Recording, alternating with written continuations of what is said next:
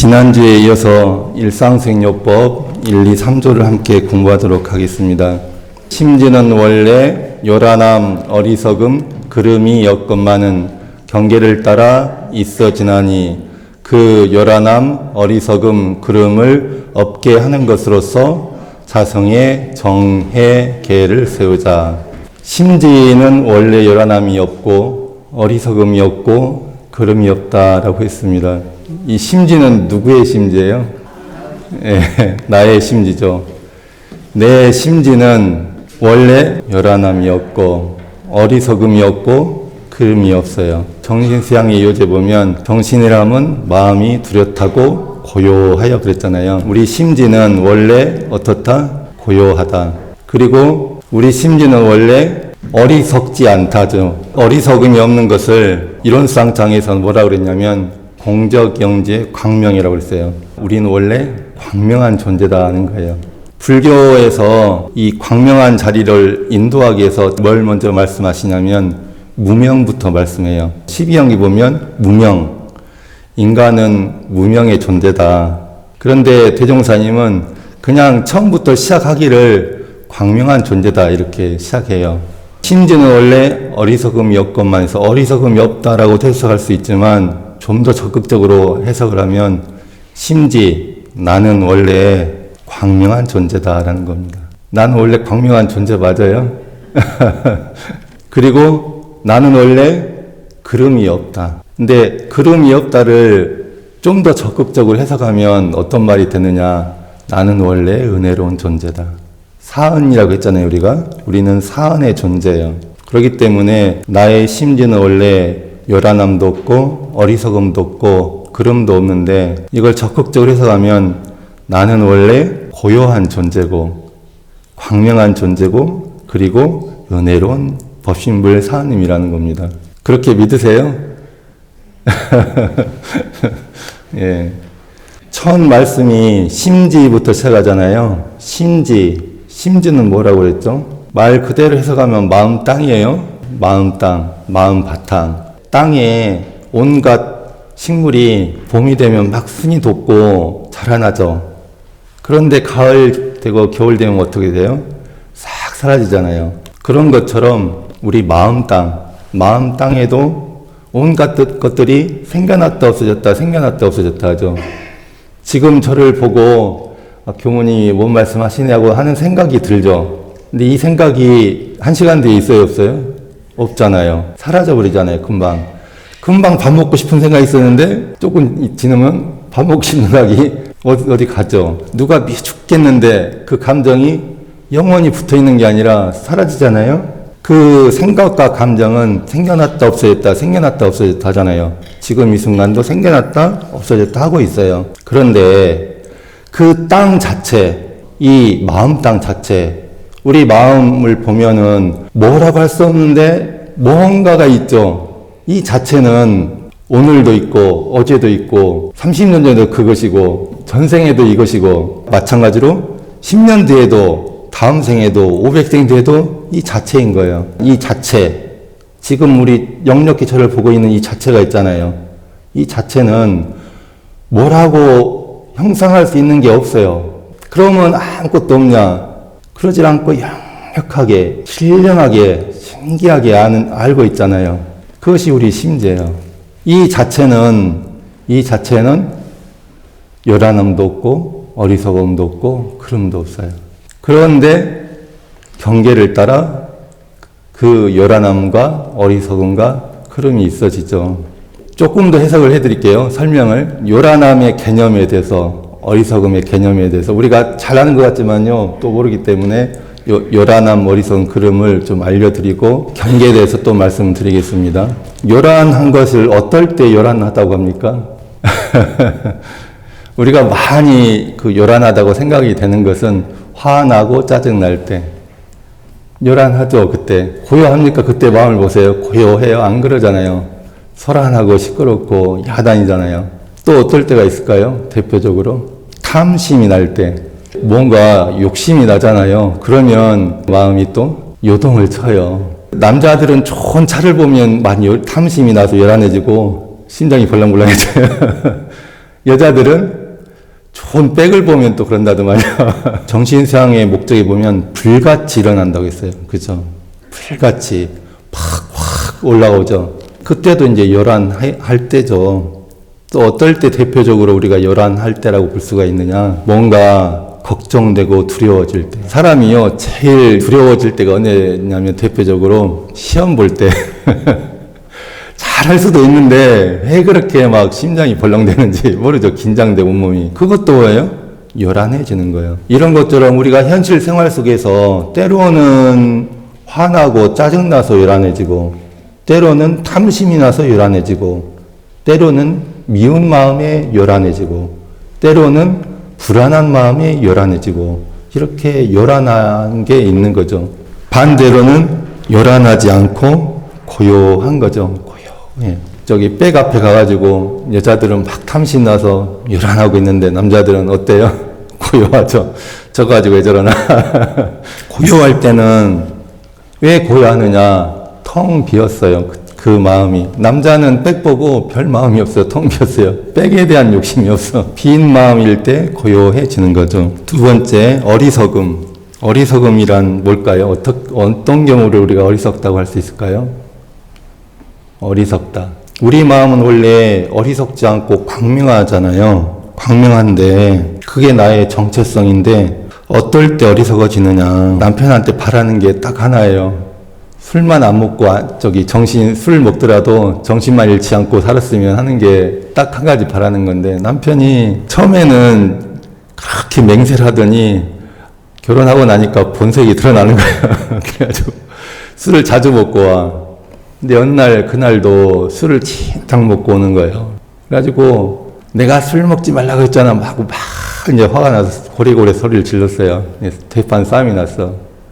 근데 이제 싸움 끝에 그 남편이 뭔가 이렇게 처량한 눈으로 당신은 내 속을 너무 몰라 이러는 거예요. 그 말 한마디에 마음이요, 내가 탁 이렇게 내려놔지는 거예요. 그래가지고 그 내려놔진 마음으로 남편을 보니까 뭐가 보여요? 지치고 힘들고 치인 상처받은 남편의 마음이 보이는 거죠. 우리는요, 이 공저경지에 광명이 있기 때문에 다 알아요. 저 모기도 잡으려고 하면 어때요? 신기하게 알고 엥 하고 도망가요. 왜 그래요? 아는 그것이 있기 때문에. 그 생명체들을 보면 신기하게 다 이 식물도 봄이 되면 새순이 나고 또 가을이 되면 이 열매를 맺고 신기하게 그런단 말이에요. 모든 의식이 있는 존재들은 신기하게 다 알아요. 하는 이것이 있어요. 광명해요. 그런데 뭔가 하나에 딱 가리게 되면 있는 그대로의 사실을 못 봐요. 내 남편이 이렇게 괴로워하고 있는데 내가 어떤 거에 하나 딱 씌잖아요. 그러면 그거에 가려서 괴로워하는 상처받은 그 마음은 안 보이는 거예요. 우리가 사물을 볼 때 있는 그대로를 여실하게 정견하면 그거는 어리석음이 없는 거예요. 그런데 그게 잘 안 보여요. 왜 그래요? 내가 뭔가에 가렸기 때문에. 가리기도 한 번씩 해야 된다고. 남자 여자가 콩깍지 한 번 씌어야지 결혼한다는데. 예. 그런데 가리면 그렇게 되는 거예요. 흔히 하는 말로 자라보고 놀란 가슴, 소뚜껑 보고 놀란다 그러죠. 그러니까 우리가 이 자라보고 딱 놀라잖아요. 그러면 그 놀란 인상이 딱 마음의 인상이 되겠죠. 그럼 이제 소뚜껑을 봤는데, 그러면 소뚜껑을 그냥 보면 되잖아요. 소뚜껑을 보면, 소뚜껑 자체를 있는 그대로 보면 놀랄 일이 없죠. 근데 소뚜껑을 안 보고 뭘 봐요? 소뚜껑 안 보고 이 생각을 보는 거예요. 자라. 그러니까 그때 깜짝 놀라는 거예요. 그와 같아요. 우리가 안다고 하는 것들 있죠. 그걸 가지고 사실을 보면 사실을 있는 그대로를 못 봐요. 그래서 소크라테스가 그 많은 이 소피스트들을 만나가지고 이 문답법으로 계속 깨요. 뭘 깨요? 자기가 안다고 하는 그 생각을 깨버려요. 그리고 뭐에 도달하게 해요? 무지에 대한 자각. 무지에 대한 자각이 뭐냐면 뭐냐? 나는 모른다는 거예요. 그 뭔가 안다 하는 이걸요. 이 선입견, 편견, 뭔가 하는 한 틀을 딱 깨버리고 그거 없이 있는 그대로 공적영지 그대로 삶을 보도록 유도를 하는 겁니다. 교도님들 제가 어떻게 보이세요? 교무님이다 하는 생각을 가지고 보잖아요. 그 생각으로 인해서 내가 즐겁기도 하고 행복하기도 하지만 그 생각으로 인해 괴로워져요. 왜냐? 교무님이다 하는 생각 있죠. 그걸 가지고 보면 교무님은 이래야 돼 라는 생각이 있겠죠. 교무님은 방구를 끼면 안 돼. 근데 방구를 뿡 끼워. 그럼 어떻게 돼요? 그러면 이제 난리 나는 거예요. 뭐는 이래야 돼, 뭐는 이래야 돼 이런 것들 있잖아요. 그 뭐든지 하나의 탁 이 생각이 있으면 그게 우리의 광명을 가려요. 대종사님이 등잔불에 비유를 했잖아요. 등잔불. 등잔이 밝잖아요. 위 밝아서 다 비치는데 왜 밑은 어둡냐? 왜 밑이 어둘까요? 등잔 밑이? 등대에 가려가지고. 이게 정산정사님이 그 등대를 나라는 상이라고 하셨죠. 나라는 상에 가려서 그런, 우리가 나라는 상이 얼마나 많이 가립니까? 네가 나한테 이래. 내 생각은 이러는데, 내 입장은 이러는데, 이거 가지고 많이 가리잖아요. 그게 무명이에요. 뭔가에 가리는 거. 그런데 우리 심지는 본래 그런 가린 게 없는 본래는 어떤 거예요? 광명하고 밝은 거죠. 그러니까 광명하려면 어떻게 해야 돼요? 가린 게 없어야 돼요. 공적영지의 광명이라고 했잖아요. 텅 빈 가운데 신령하게 한다. 이게 텅 비지 않으면 광명할 수가 있어요, 없어요? 없어요. 그게 심지고 자성해예요. 어리석음에 대해서 아시겠죠? 자라보고 놀란 가슴이 안 돼야 됩니다. 그름이란 뭔가, 그름. 그름의 반대는 뭘까요? 예, 오름.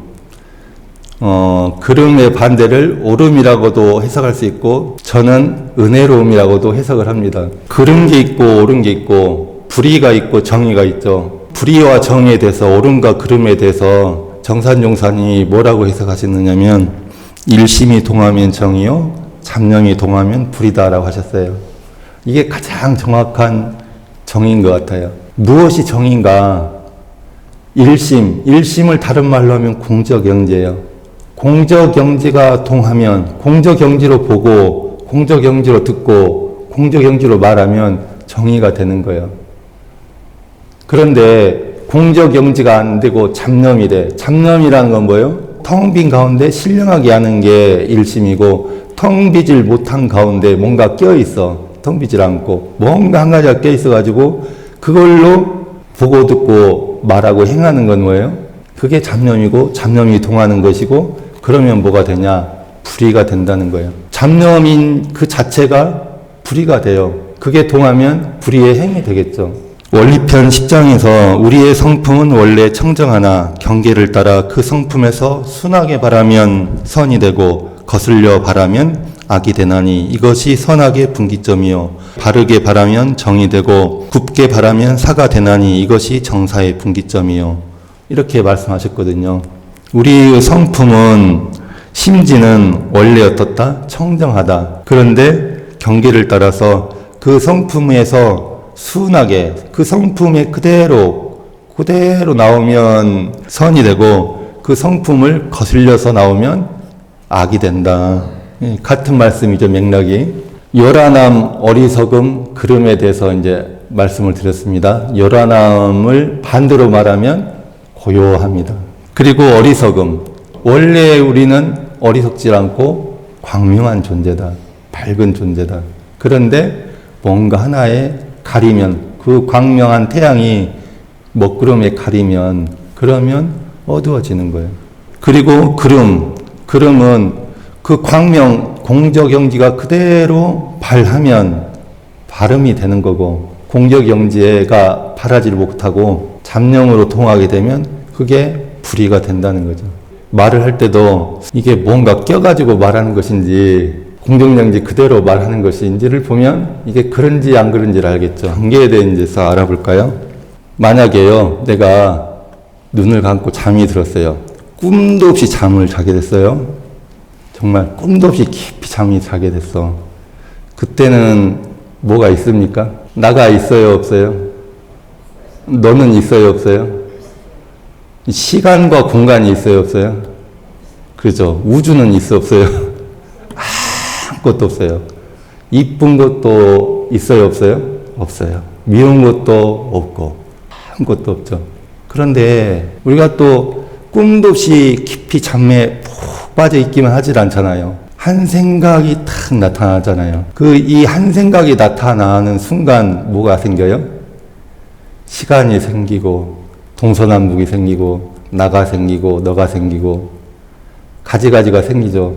이쁜 것도 생기고 미운 것도 생기고. 그러면 무엇이 경계일까요? 이러면 마음이 없잖아요. 마음이 없으면 경계도 없어요. 마음이 나타나면 그때 비로소 경계가 나타나는 거예요. 그 유명한 원효스님 해골물 바가지 물 먹은 이야기 아시죠?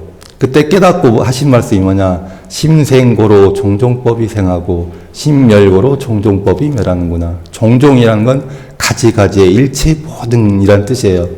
마음이 생기니까 일체 모든 것이 생기고 마음이 없어지니까 일체 모든 게 없어진다. 사실은 경계는 바깥의 어떤 대상이 아니에요. 그 대상을 인식하는 주체가 되는 이 마음이 경계죠. 마음이 없으면 경계도 없고 마음이 있으면 비로소 경계가 나타나요. 현실에 들어와서 한번 보면 정톤이 이게 뭐죠? 마이크잖아요. 마이크죠. 이거는 큰 거예요? 작은 거예요? 그렇죠. 그냥 마이크죠. 이 우주에 만약 이 마이크만 존재한다면 그냥 마이크인지도 모르고 있을 거야 아마. 근데 그 옆에 딱 이게 생겼어요. 그러면 이 마이크는 큰 거예요? 작은 거예요? 작죠. 뭐에 비해서? 요거에 비해서. 이렇게 있을 때 마이크는 커요? 작아요? 커져. 그런데 중요한 사실은 이거 옆에 있을 때 마이크가 줄어들었어요? 안 줄어들고 그대로 이 마이크 자체로 있어요? 그대로 있죠. 이거 옆에 있을 때 마이크가 커졌어요? 그대로 있었어요? 그대로 있죠. 이거 사실이죠. 큰 거 옆에 가도 이거 그대로고 작은 거 옆에 가도 이거 그대로예요. 우리 현실을 놓고 봅시다. 내가 나보다 잘 사는 집 가잖아요. 그때 나의 존재 자체는 나 존재 자체 그대로예요. 줄었어요? 늘었어요? 그대로죠. 나보다 못난 사람 옆에 갔을 때 나는 높아졌어요? 낮아졌어요? 그대로예요? 근데 나는 잘난 사람 옆에 가면 운명 기죽어가 되고 못난 사람 가면 턱이 딱 올라가고. 왜 그래요? 내가 얘보다 잘났구나, 내가 얘보다 못났구나 하는 내 분별, 내 생각 때문에 내가 줄었다 늘었다 줄었다 늘었다 하지, 내 생각이 아니고 그 생각이 없는 이 나의 존재 자체는 항상 어때요? 항상 그대로예요. 유아원 다니는 애들을 한번 발표할 때 가보세요. 애들이 연극 같은 거 발표하고 보면 발표하잖아요. 이 연극에는 주연이 있고 뭐가 있죠? 조연이 있고, 조연만 있느냐? 나무 일리, 지나가는 사람 일리가 있어요. 우리가 어른들이 뭔 연극 발표를 해가지고 회장님은 주인공이 됐어. 이내님은 나무 일 막 이러고 있어요. 가족들이 와서 봐. 그러면 그때 내 마음은 어떨까요? 어른들은 막 쪽팔리기도 하고 막 우쭐하기도 하고 막 그래요. 근데 어린이들 한번 봐보세요. 아무 개념 없이 즐기고 있어요. 상황은 똑같잖아요. 왜 그래요? 아이들은 분별성 주착심이 없기 때문에 그냥 자기 존재로 그냥 존재하는 거예요. 그 마음에 어떤 요란함도 없어요. 그런데 어른의 마음은 어때요? 그거 이제 안단 말이에요. 이 분별이 있어, 식이 있어가지고 이건 좋네, 나쁘네. 이것 때문에 어떻게 된다? 아이고 쪽팔려. 아이고 나는 대단해.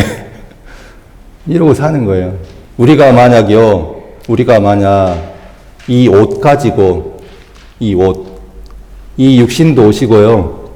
이 옷도 옷이고 집도 옷이고 차도 옷이고 돈도 옷이고 인연 많은 것도 옷이고 다 옷이거든요. 그 옷 가지고 나를 판단하지 않고 내 존재 자체로 존재할 수 있다면 그 마음에 요란함이 있을까요? 없을까요?